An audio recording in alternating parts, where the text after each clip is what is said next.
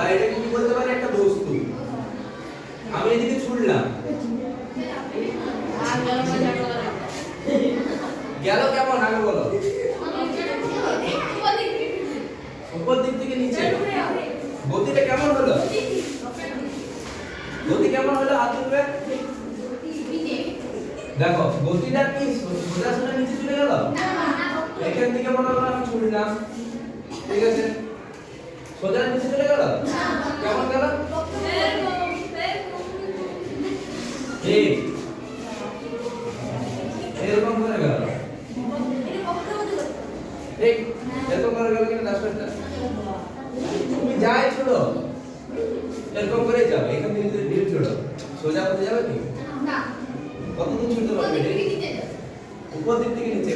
কিন্তু উপর দিক থেকে নিচে কেমন করে যাবে? কেমন করে যাবে? দেখো দেখো দেখো এদিকে দেখো, এটা মনে করো মাটি, ঠিক মাটি। এখানে তুমি দাঁড়িয়ে আছো, মনে করো দাঁড়িয়ে আছো এখানে, ঠিক আছে, এখান থেকে একটা বল ছুড়লে, এই বলটা যে একদিকে ছুড়লে এর গতিপথটা কেমন হবে? এরকম হবে?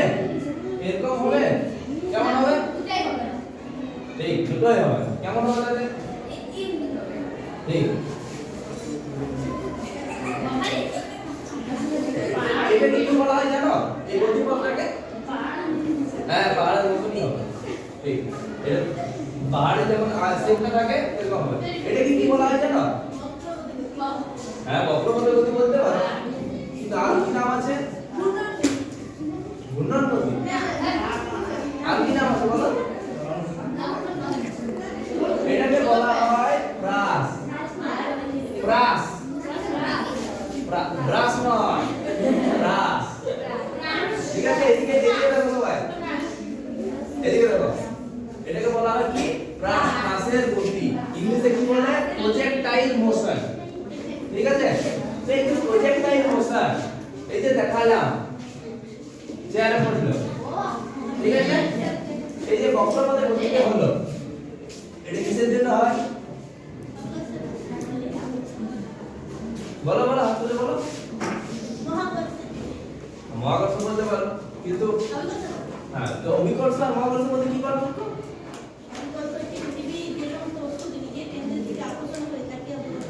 ঠিক, আর মহাকর্ষ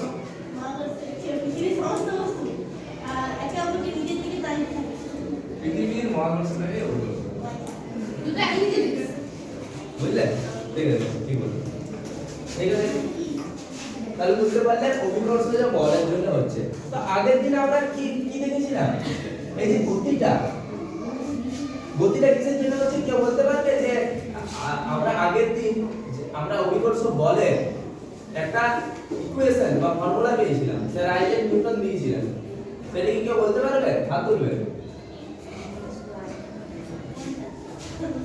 দুটো বস্তুর মহাকর্ষের সূত্র বা অভিকর্ষের সূত্র সম্পর্কে স্যার আইজাক নিউটন এবং তাদের মধ্যে দূরত্বের না বলো f = g * m1 * m2 by d square বলা আছে বলো f f = g * m1 * m2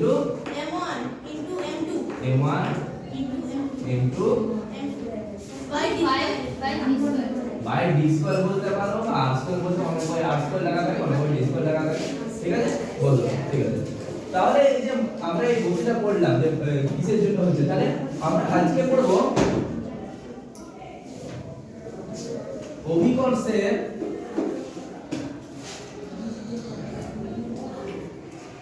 ফলে গতি, ঠিক আছে। পৃথিবীর মহাকর্ষটাকে বলা হচ্ছে অভিকর্ষ। এরপর অভিকর্ষ বলের গতি, এটা কি লেখা আছে? একটা অভিকর্ষের ফলে গতি। তো অভিকর্ষটার ফলে গতি হবে, কোনো কিছুকে গতি দিতে হলে কি প্রয়োগ করতে হয়? বলের। তাহলে বলের সংজ্ঞা কে বলতে পারবে? বল। আর কেউ বলের সংজ্ঞা, বল কি? বলো তো। বাইরে দিয়ে প্রয়োগ করে কোনো বস্তুকে কোনো গতিশীল বস্তুকে স্থির অথবা স্থির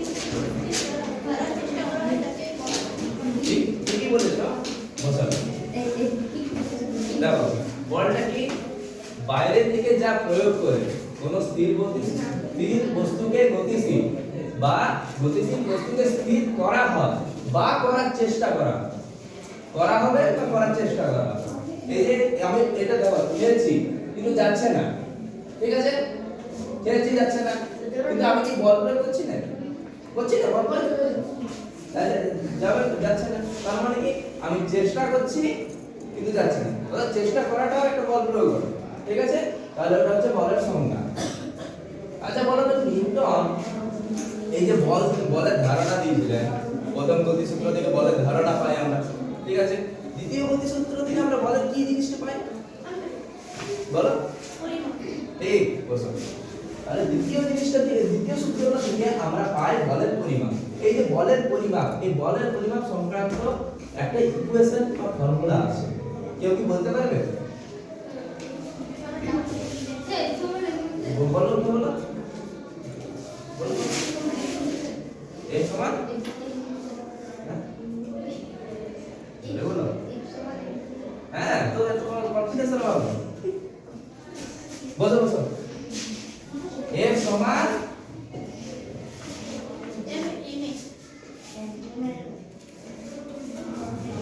ঠিক আছে। এরপর দেখো এই যে এই ইকুয়েশনটা F সমান gm1 m2/r², ঠিক আছে। এখানে আমাকে সবগুলো বলো তো দেখি, এই f টা কি বলে বলো তোমরা, f টা কি বলো? f টা কি চিহ্ন, কিসের চিহ্ন? এদিকে কেউ পারবে? তুমি বলো এই বলো কি বললো? ফোর্স বা বল, ঠিক আছে। কি বললে বলো? হ্যাঁ যেটা কি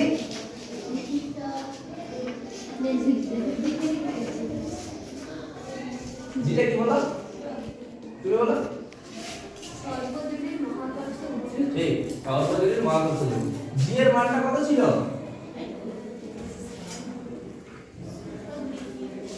জি এর মানটা কত ছিল? পারবে? বলো না না আরেকটু কিছু ছিল 6.67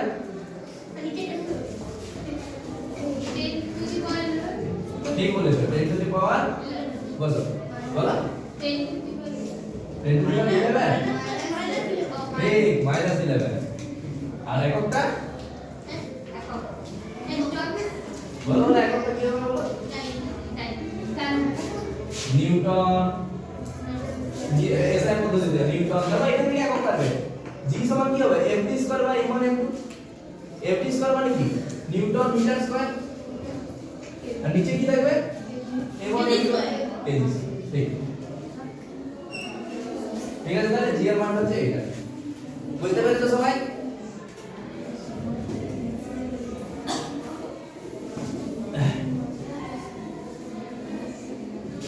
এরপর দেখো মনে করো এটা পৃথিবী, ঠিক, পৃথিবীর পৃষ্ঠে একটা বস্তু রাখা আছে। পৃথিবী কি গোলাকার? তো পৃথিবীর আকার কেমন? কিসের মতো?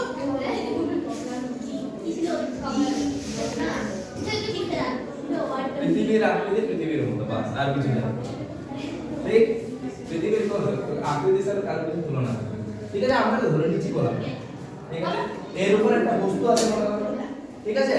এর পৃথিবীর উপর একটা পৃথিবীর পৃষ্ঠে একটা বস্তু আছে। এই বস্তুটার ওজন হচ্ছে, এই বস্তুটার ভর হচ্ছে m, তাহলে ওজন কত হবে? বস্তুটির ভর m। আচ্ছা বলো তো তোমার ভর যদি 10 ইয়া হয় 10 নিউটন, এই সরি 10 কেজি,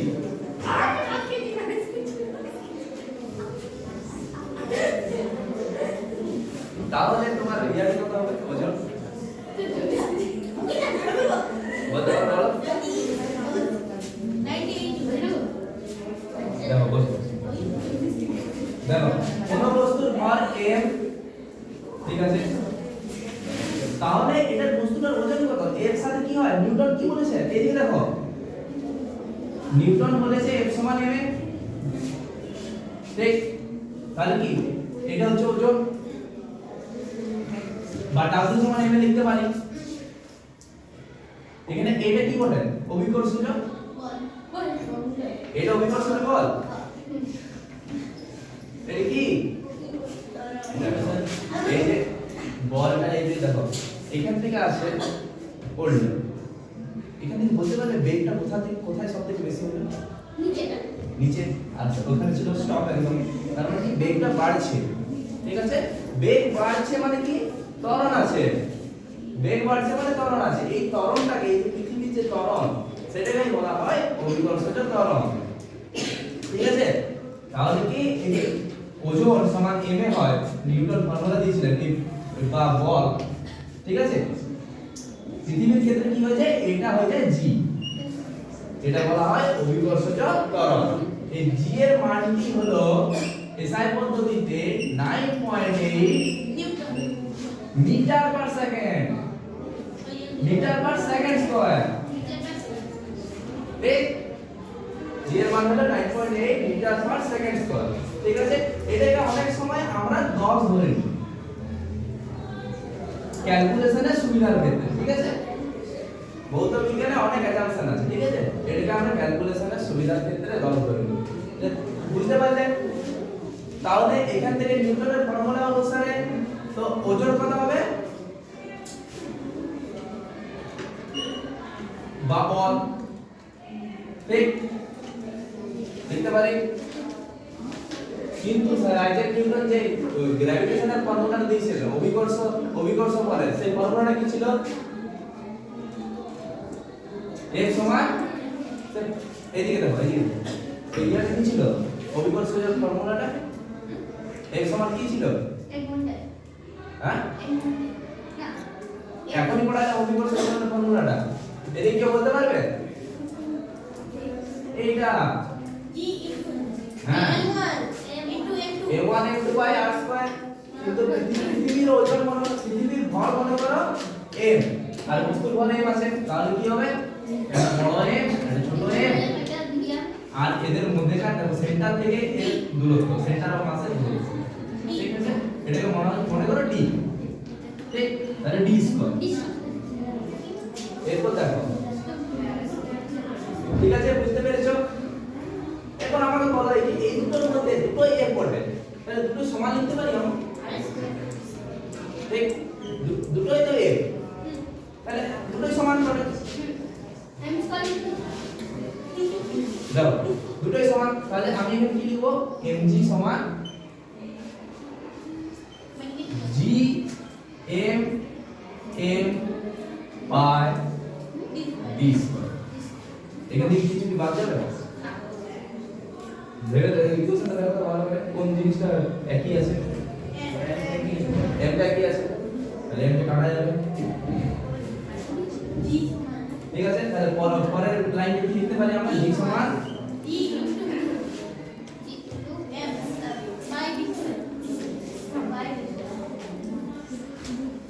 জিটা কি বললাম তাহলে আমরা? অভিকর্ষজ ত্বরণ। তাহলে অভিকর্ষজ ত্বরণ বার করতে পারবে যদি পৃথিবীর ভর জানা থাকে, g এর মান জানা থাকে, আর এই ডিসটেন্সটা জানা থাকে, তাহলে g এর অভিকর্ষজ ত্বরণের মান বের করতে পারবে, ঠিক? এটা পরীক্ষা আছে, ঠিক আছে? কোশ্চেনটা বলে দেবে এরকম যে কোন বস্তুর, এমনি বলে দেবে কোন বস্তুর ভর m, পৃথিবীর ভর মনে করো একটা বড় m বা m1 m2 দিতে পারে, যে কোনো দিতে পারে, তাদের মধ্যেকার দূরত্ব দিতে পারে, তাহলে অভিকর্ষজ ত্বরণ কি হবে? বা এইখান থেকে তোমার অঙ্ক আসবে, ঠিক? হলো, বুঝতে পেরেছো?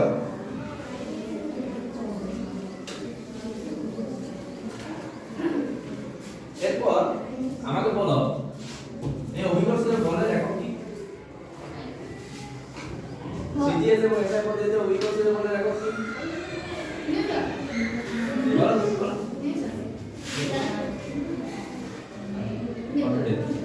ঠিক, বলের একক তো নিউটন, সে অভিকর্ষজ বল হবে, ঘর্ষণ বল হবে, যাই হোক, ঠিক আছে? এটা কোন পদ্ধতিতে নিউটন? ঠিক,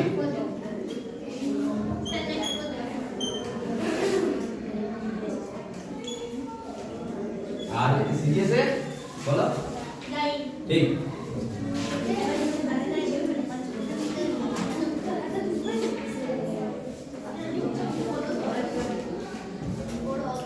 ঠিক আছে বুঝতে পেরেছো আচ্ছা নিউটন আর ডাইনের মধ্যে সম্পর্ক কি হবে বলো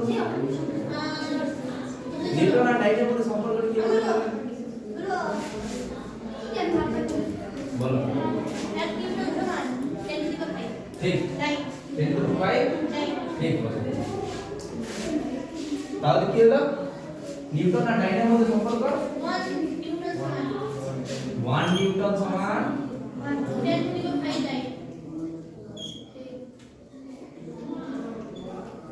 ঠিক বুঝতে পেরেছো এই সম্পর্কটা মনে রাখবে এটা অনেক সময় एग्जाम এ আসে ঠিক আছে আর এখান থেকে অঙ্ক করতে হবে মনে করে বলে দিল তো সব এককগুলো বলে দিল আর তোমার একক মানে উত্তরটা নিউটনে বেরোবে কিন্তু তোমাকে কোশ্চেনে চাইছে যে এটা কত ডাইনে হবে তখন 1 নিউটন সমান 10 নিউটন ডাইন সম্পর্ক ঠিক এরপর দেখো একটা চার্ট দেখাচ্ছি যেটা আমি পড়াই না সেই সম্পর্কে একটা চার্ট আছে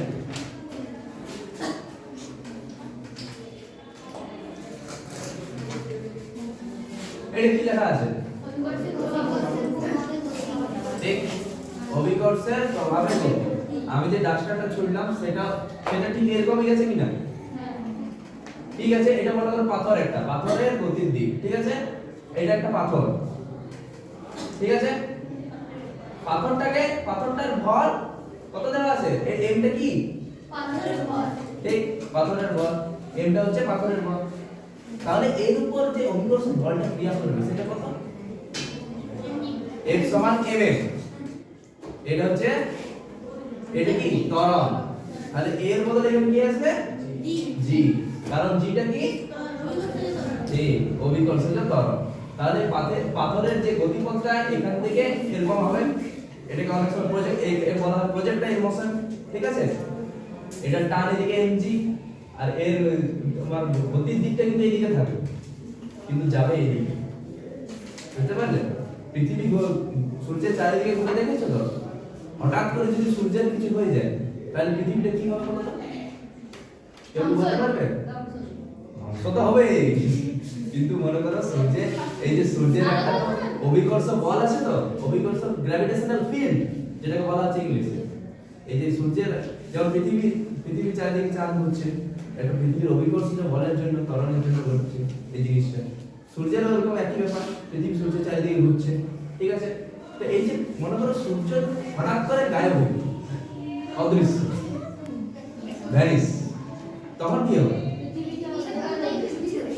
তখন সূর্যের যে গ্র্যাভিটেশনাল ফিল্ডটা আছে পরে তোমরা জানতে পারবে স্পেস টাইম কার্ভের ব্যাপারে এখানে হয় যে গ্র্যাভিটেশনাল ফিল্ডটা আছে ওই ফিল্ডটা নষ্ট হয়ে যায় তার মানে কি এই মনে করো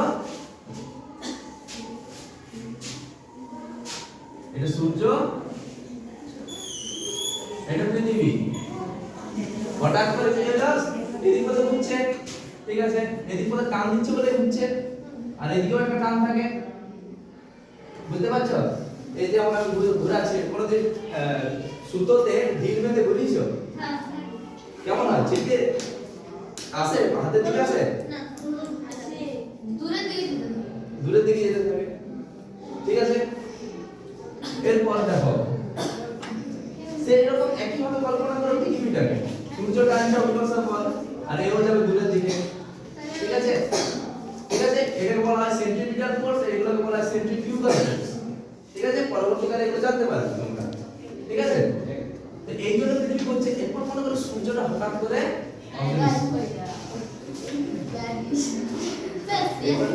এরপর বলো এর গতিপথটা কি হবে গতিপথ কি এরকম এখানে যাবে না এদিকে এদিকে মিশে যাবে স্যার ওই বাইরে কিছু নেই বলো কেউ স্যার ওই দিকে বলা বলছে কিন্তু বাইরে চকলেট দেখো দেখো এই জিনিসটা দেখো ঠিক আছে জিনিসটা দেখতে পাচ্ছ ঘোরাচ্ছি হঠাৎ করে ছেড়ে দিলাম এটা তো অভিজ্ঞতা করার জন্য করছি কিন্তু প্রথমে কি হলো আমি যখন ছাড়ার সঙ্গে সঙ্গে কি হলো ছাড়ার সঙ্গে সঙ্গে কি হলো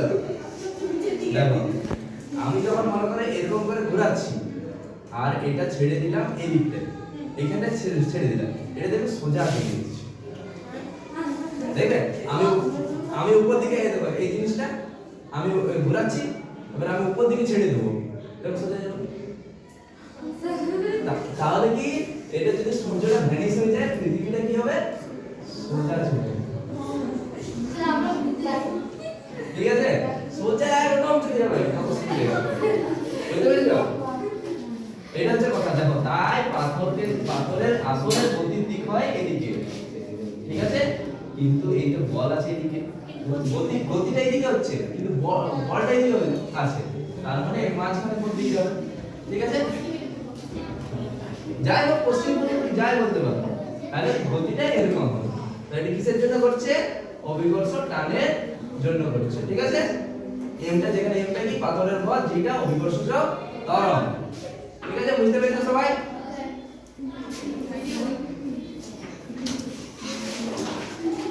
তাহলে অনেক কিছু পড়ালাম, এবার কিছু কোশ্চেন হয়ে যাবে, কিছু কোশ্চেন হয়ে যাবে। ঠিক আছে, আচ্ছা আমাকে বলতে পারবে যে নিউটনের, আচ্ছা রাজীব নিউটন যে অভিকর্ষজ বলের যে এটা সূত্র দিয়েছিল, সেই সূত্রটা কি? বলো, তুমি বলতে পারো, বলবে ওদিকে, বলতে পারবে? অভিকর্ষজ বলের সূত্রটি বলো, তুমি বলো।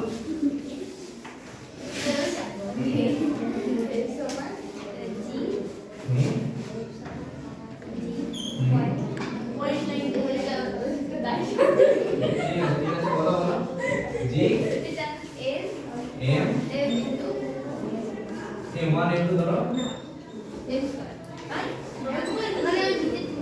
নিচে কি ঠিক আছে, বলো এরপরে তুমি বলো একটা কি এই বল, অভিকর্ষজ বল, এখানে অভিকর্ষজ বল, এটি বল, ঠিক আছে, অভিকর্ষজ বল, যেটা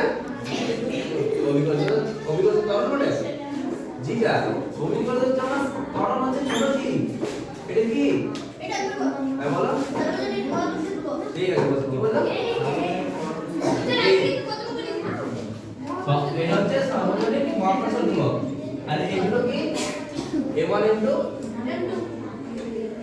বল, ঠিক আছে, কি বললাম, এই বসো, আরে ডিটাকে বললাম